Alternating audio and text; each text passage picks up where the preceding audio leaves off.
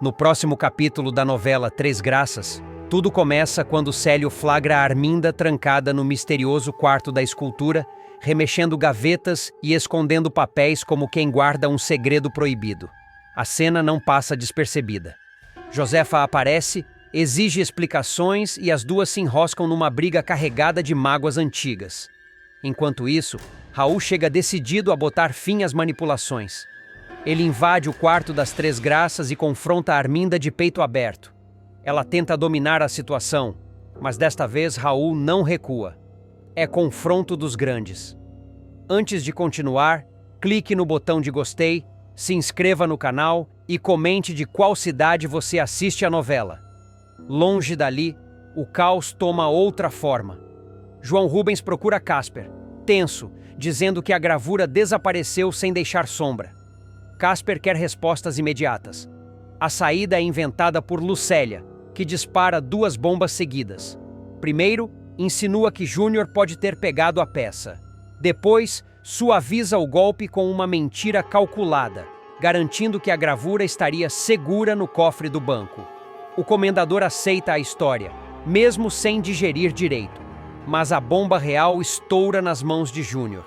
O garoto encontra a gravura dentro da própria mochila e quase perde o chão.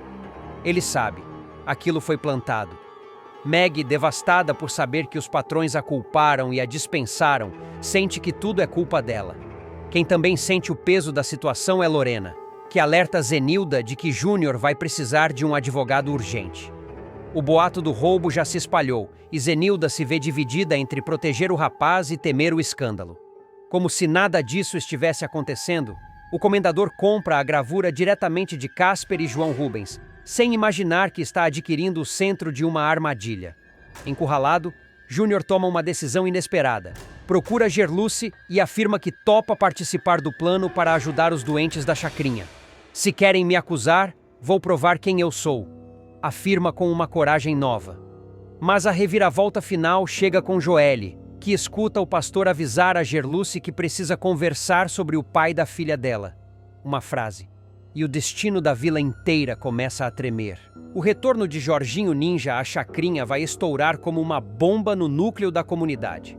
A saída dele da penitenciária cairá como uma notícia incômoda para muita gente, principalmente para Bagdá, atual dono do pedaço e líder das bocas que dominaram o território enquanto Jorginho murchava atrás das grades. O clima pesará e a tensão será tão densa que dará para cortar com faca. A virada começará quando Jorginho chegar à porta da igreja de Pastor Albérico, carregando pouca bagagem, um olhar mais sereno e a sombra de um passado que insiste em puxar suas correntes. Albérico o receberá como se estivesse acolhendo um filho desgarrado. Falará sobre perdão, recomeço, fé. Mas, dentro da chacrinha, perdão e fé nem sempre garantem passagem livre. Assim que a notícia do retorno circular pelas vielas, Bagdá vai ferver. Ele não aceitará a ideia de que o antigo chefão reapareceu por acaso ou com boas intenções. A paranoia tomará conta e o traficante decidirá tirar a história a limpo. Se ele está de volta, não é por causa de igreja nenhuma. Esse papo nunca colou comigo, resmungará para seus comparsas. Bagdá invadirá a igreja sem cerimônia, interrompendo uma conversa tranquila entre Albérico e Jorginho. O silêncio repentino deixará claro. A guerra pode começar ali mesmo. Não me faz de idiota, Jorginho, soltará Bagdá, empurrando o banco da frente. Tu era o rei da bagaça quando foi preso, e agora volta com esse papo de glória a Deus? Tá achando que eu tenho cara de tonto? Tu pensa que eu não sei que a cadeia não muda ninguém assim tão fácil? Jorginho respirará fundo. Ele tentará manter a calma apesar do olhar acusador, das mãos cerradas, da postura de ataque de Bagdá. Eu mudei, Bagdá. Eu encontrei outro caminho lá dentro. Não sou mais o cara que tu conheceu. A resposta só inflamará ainda mais o traficante. Não vem com caô pra cima de mim. Se tu tá aqui, alguma coisa tu tá querendo de volta. Ou tu pensa que eu esqueci como essa comunidade tremia no dia em que te pegaram? Tu reinava, rapaz. Reinava. E agora quer posar de santo? Me respeita. Albérico tentará intervir, mas Jorginho o sinalizará com a mão para permanecer calmo. Era hora de encarar o passado, não de fugir dele. Jorginho firme repetirá: vou dizer pela última vez, Bagdá, e depois tu me deixas seguir minha vida. Eu encontrei Deus lá dentro. Eu errei demais, machuquei quem não devia, perdi anos que não voltam mais. Agora eu tô em outra. Eu quero paz e te aconselho a procurar a tua também. Bagdá ficará encarando, como se tentasse farejar mentira no ar. Ele dá a volta pelo altar, observando tudo como um predador circulando a presa. Mas no fundo, algo na expressão de Jorginho o intriga. Não é o mesmo olhar que ele conhecia, aquele olhar de fúria fria, de líder temido, de facção. Há uma culpa ali, há cansaço, há algum tipo de verdade. Então, com sarcasmo: e por que tu voltou para a chacrinha então? Me responde essa. Por causa da igreja? Por causa da paz? Fala logo a verdade. É nesse momento que Jorginho deixa escapar o que vinha guardando. Eu voltei porque deixei para trás uma filha que nunca tive coragem de assumir. Eu quero reparar isso. Eu quero ser pai. O impacto da frase desmonta Bagdá por dentro. Ele lembra de conversas antigas, de boatos antigos, de histórias enterradas, junta as peças e conclui: é a Joeli, né? Jorginho não confirma, mas também não nega. O silêncio diz tudo. Bagdá recua um passo. Seu rosto muda. Ele larga a pose de intimidação e passa a observar o ex-presidiário com um novo olhar, ainda desconfiado, mas agora mais humano, mais analisador. Algo começa a mudar dentro dele. Eu não vou negar, tô surpreso, admite, com a voz menos ríspida. Eu vim aqui pronto para declarar guerra, Jorginho. Mas, se o que tu tá falando é verdade, então eu saio daqui levantando bandeira branca. A tensão se dissolve devagar. Jorginho estende a mão. Gesto simples, mas simbólico. Um pedido de paz. Um pedido de voto de confiança. Bagdá hesita. Olha para Albérico, olha para Jorginho e aperta a mão do rival transformado em algo mais. Mas presta atenção. Não vou sair espalhando nada. Segredo é segredo. Só fica na tua quanto ao resto. Eu te desejo sorte. Mas não esquece, a chacrinha tem olhos em tudo. A comunidade te olha. Se tu pisar, ela pisa de volta. Jorginho dá um meio sorriso cansado. Eu sei, e é por isso mesmo que eu voltei para fazer a coisa certa. Enquanto Bagdá sai da igreja, o ar fica denso de novo. Albérico se aproxima, preocupado. Ele acredita em você? Pergunta. Por enquanto, responde Jorginho. Mas não sei até quando. O pastor percebe que há mais coisas enterradas naquele retorno. Você não veio só pela Joeli, veio? Jorginho não responde. Olha para a cruz, para o teto da igreja, para o nada. O silêncio pesa. Bagdá sai da igreja com passos largos, como se precisasse fugir do que acabou de ouvir. A porta ainda reverbera o impacto quando ele empurra para abrir, e o ar da chacrinha o atinge no rosto como uma bofetada. Ele respira fundo, recalcula o terreno, tenta reorganizar o caos que ficou martelando na cabeça desde o instante em que Jorginho soltou a verdade. A cada passo, a dúvida cresce. Ele tenta manter o semblante duro, mas há algo diferente no olhar. Não é medo, não é fraqueza, é aquele incômodo que só aparece quando a verdade pega desprevenido. Jorginho dizendo que mudou, Jorginho falando de fé, Jorginho assumindo a própria culpa, Jorginho confessando que voltou por causa da filha. Era coisa demais para engolir de uma vez. Bagdá aperta os dentes, olha para o chão de terra batida e cospe para o lado como se tentasse expulsar o gosto amargo daquela conversa. O plano inicial era simples: encarar, intimidar, tirar a máscara do ex-chefão e, se necessário, declarar guerra. Mas saiu dali com a mão apertada numa trégua inesperada. Trégua que ele nunca planejou oferecer. Enquanto segue pela viela, ele vira o rosto para trás por instinto, como se quisesse conferir se Jorginho o observava. Mas não há sinal de ninguém. A sensação de vulnerabilidade o irrita. Ele respira fundo, franze o senho e volta a andar, mais rápido, tentando retomar o controle da própria narrativa. Dentro da igreja, Jorginho permanece parado no mesmo lugar onde ficou após o aperto de mão.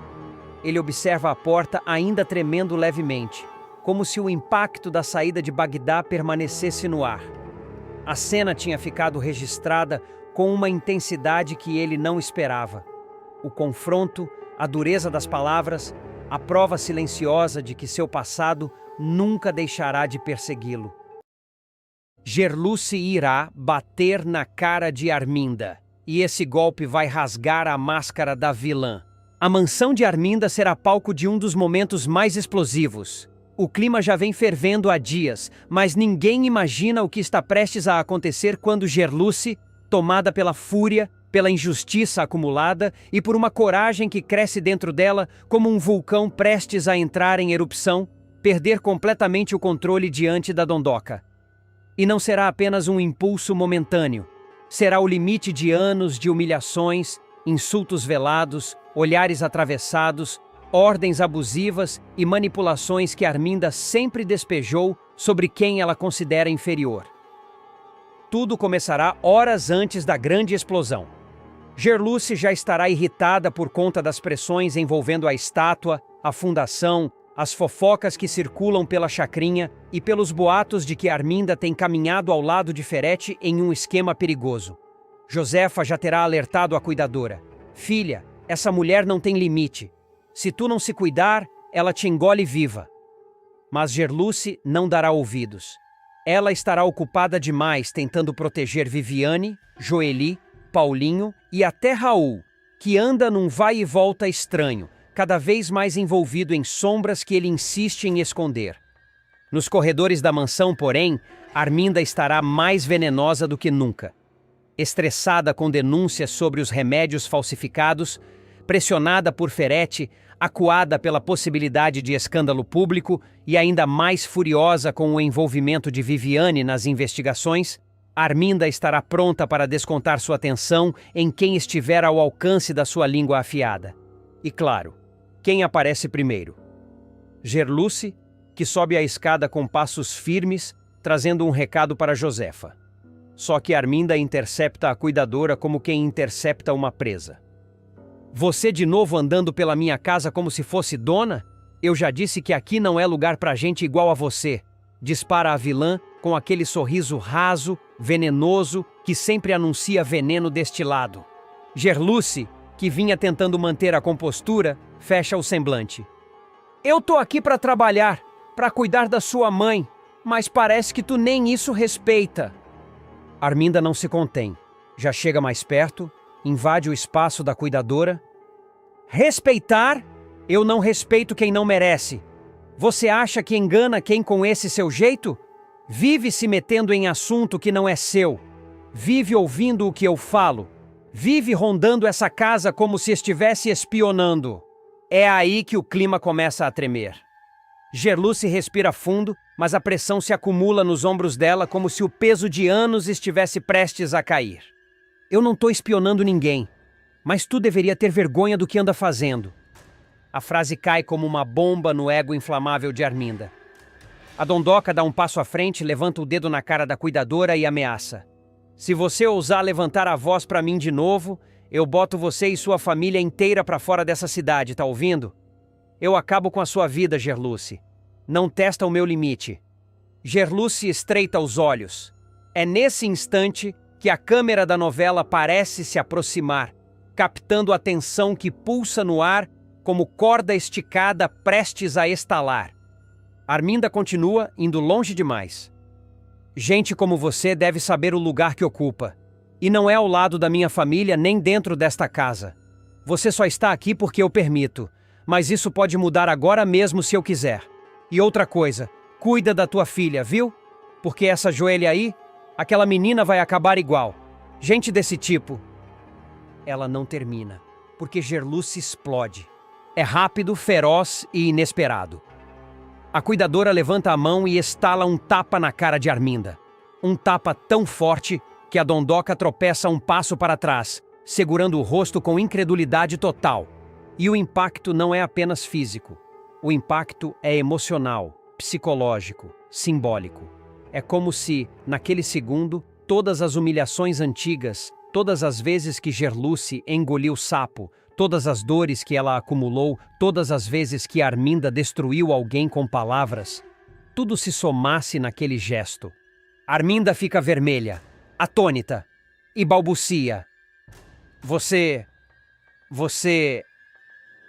me bateu. Gerluce, firme como pedra.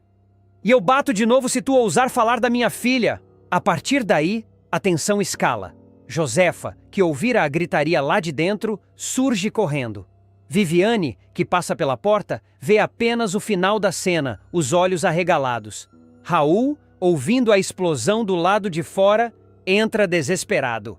A mansão vira um campo de guerra emocional. E Arminda, completamente fora de si, reage com fúria descontrolada. Eu vou acabar com você! Você tá demitida! Eu vou destruir sua vida, sua família, tudo o que você ama. Você não sabe com quem mexeu.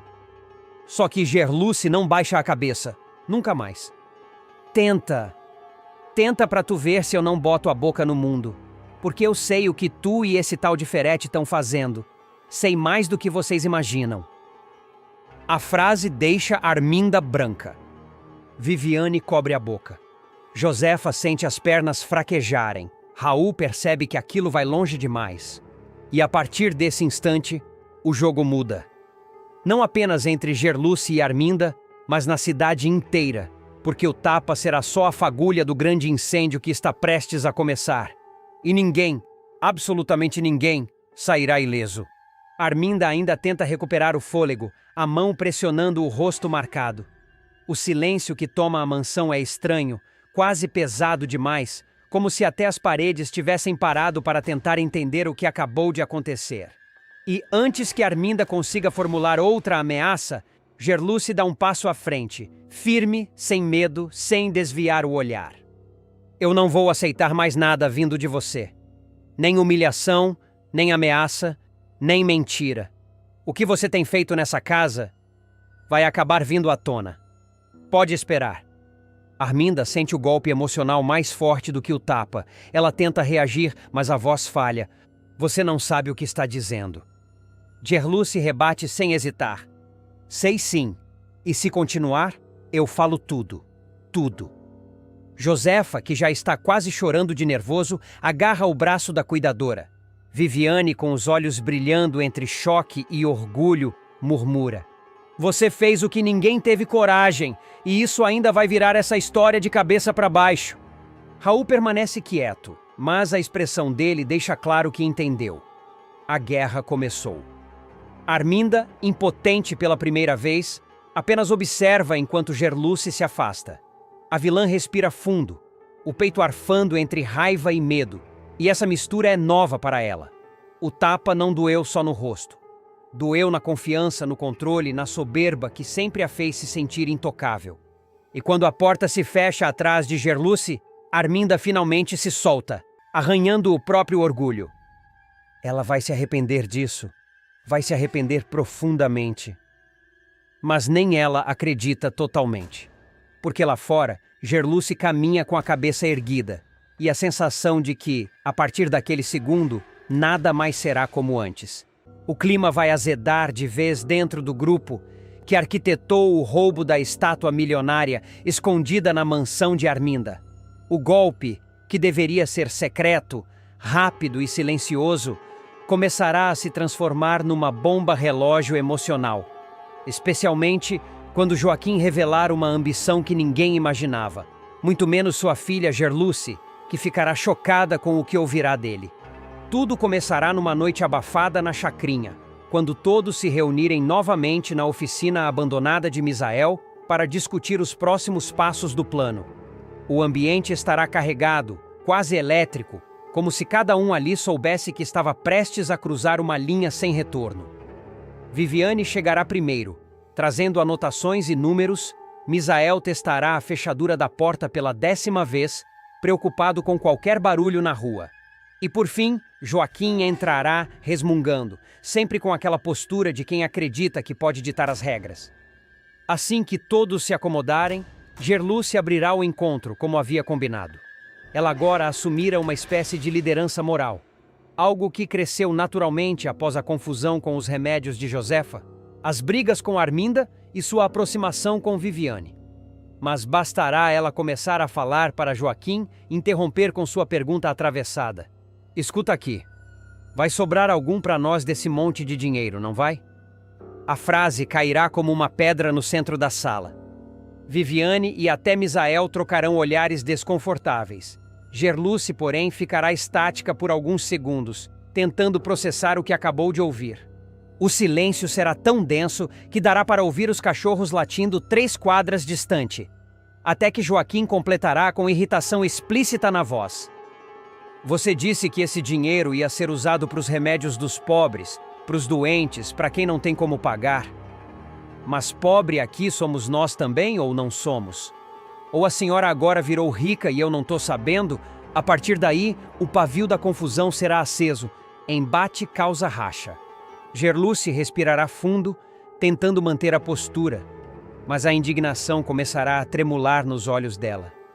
Eu sou pobre com orgulho, pai. Não preciso de dinheiro sujo para encher bolso nenhum. E ninguém aqui é ladrão. Acho que já deixei isso bem claro. O dono do ferro velho, porém, não recuará nem 1 centímetro. Concordo, ninguém aqui é ladrão. Mas vou repetir quantas vezes for preciso. Somos todos pobres, senhora cuidadora de idosos. Então eu pergunto de novo. Esse trabalho vai ser pago ou não vai? O bate-boca vai se intensificar num ritmo crescente, como 2 trovões se chocando no mesmo céu. Pelo jeito de Joaquim bater o pé no chão, de cruzar os braços e de erguer o queixo, já ficará claro para todos que ele não está interessado no plano. Ele está interessado na fortuna. E isso deixará Gerluce furiosa. Pai, pelo amor de Deus, você não entende. Esse dinheiro não é para nós. Esse dinheiro é para a gente tirar as pessoas do sofrimento, comprar remédio para quem está morrendo sem atendimento, colocar comida na mesa de quem o ferete jogou na miséria. Joaquim estalará a língua provocativo. Bonito discurso, mas discurso não paga conta. O senhor Misael sabe quanto custa manter um ferro velho? Sabe o quanto eu tô devendo? Sabe quanto perdi quando me fecharam o negócio por causa de uma bobagenzinha? Gerluce cairá em cima dele como um raio. Bobagenzinha, pai? O senhor comprou mercadoria roubada, foi preso por receptação. Queria o quê? Um troféu? Viviane fechará os olhos por um instante, tentando encontrar alguma palavra que acalme aquilo, mas nada parecerá útil. Misael, com o rosto pesado, saberá que se continuar desse jeito, o plano inteiro vai desmoronar antes mesmo de começar. E outra coisa, continuará Joaquim, inflado de revolta. Se vamos correr risco de ser presos de novo, porque isso aqui é pior do que comprar um ferro velho errado, então quero saber se vale a pena ninguém trabalha de graça. As palavras ecoarão como um tapa invisível. Para Gerluce, será como se o chão abrisse. Pai, o senhor tá falando como bandido. E você tá falando como santa, retrucará ele. E santa pobre continua sendo pobre. Viviane, sentindo que os dois estavam prestes a perder completamente o controle, finalmente intervirá com firmeza. Por favor, seu Joaquim, contenha o entusiasmo. Ainda nem sabemos quanto essa estátua vale de verdade. E discutir dinheiro agora só atrasa tudo. Todos aqui têm trabalho amanhã e estamos ficando sem tempo. Joaquim não se dará por vencido. Menos eu, que tô com meu ferro velho fechado há meses. E então Gerluce perderá a paciência. Porque fez o que não devia. Porque te avisei 1000 vezes para não mexer com coisa errada. Para piorar, Joaquim soltará. Errado por errado. O que estamos fazendo agora também não tá tão diferente assim. A frase será a centelha final. O clima na sala ficará tão pesado que mal dará para respirar. Gerluce começará a responder, mas Misael interromperá com um trovão de voz. Chega! Todos congelarão. Se for para ficar nisso, nesse bate-boca inútil, é melhor deixar o dito pelo não dito. Cancelar tudo. Cada um pega seu rumo e pronto. Eu não vou carregar ninguém no grito. O silêncio cairá novamente, ainda mais carregado que antes. Um silêncio que diz que nada, absolutamente nada, ficará igual depois daquela noite. O silêncio após o grito de Misael ficará tão tenso que até o ar parecerá tremer. Ninguém ousará mover um músculo. Joaquim, que até então vinha inflado de coragem e desespero, perderá um pouco do impulso e desviará o olhar, mas continuará com o queixo erguido, como se desafiasse qualquer um a contradizê-lo. Gerluce, por outro lado, ficará ofegante, os olhos marejados não de tristeza, mas de pura indignação. Viviane tentará retomar o controle do ambiente com uma voz firme, mas ainda calma, como quem pisa em um campo minado. Vamos respirar. Ninguém aqui está contra ninguém. Todo mundo tem motivo para estar preocupado. É tarde demais para discutir o que cada um fez no passado. Agora é questão de foco. Mas Joaquim retrucará na mesma hora. Foco? Foco é não ser burro. Foco é não entregar de bandeja milhões de reais para ajudar os outros enquanto a gente vive de migalha. Gerluce dará um passo à frente. Não fale como se estivesse falando por todos. Você está falando por você. Só por você. Ninguém aqui quer roubar para enriquecer. Ele ri, curto, sarcástico. Ah, claro, porque vocês são puros e iluminados. Me poupem. Se alguém falar demais, se alguém criar problema, o plano afunda. E todos nós afundamos juntos. Você agora virou moralista, garoto? Você que está metido até o pescoço com a Samira? Viviane avança antes que o pior aconteça. Basta, ninguém vai resolver nada assim. A gente precisa dormir. Amanhã retomamos com a cabeça fria. Não adianta continuar. Misael verá nisso a deixa para selar a dispersão. É isso. Reunião encerrada. Agora. Cada um vai para sua casa antes que alguém faça uma besteira maior. Gerluce hesitará, olhando para o pai como se estivesse vendo um estranho. A decepção será tão forte que ela nem conseguirá falar.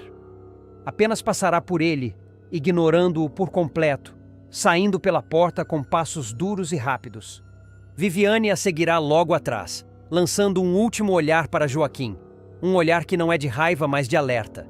Ele excedeu limites que talvez não consiga mais recolher. Por fim, restarão apenas Joaquim e Misael dentro da oficina. O dono do ferro velho vai resmungar. Tudo fresco, tudo hipócrita. Eu tô certo, você sabe que eu tô certo. Misael, já cansado, responde sem paciência. Tá certo em querer ajudar sua família, mas tá errado em achar que esse dinheiro é solução para tudo. Não existe fortuna fácil, Joaquim. Todo mundo aqui sabe disso, menos você. Joaquim vira o rosto, sem querer ouvir. Misael então apaga a luz, forçando-o a sair.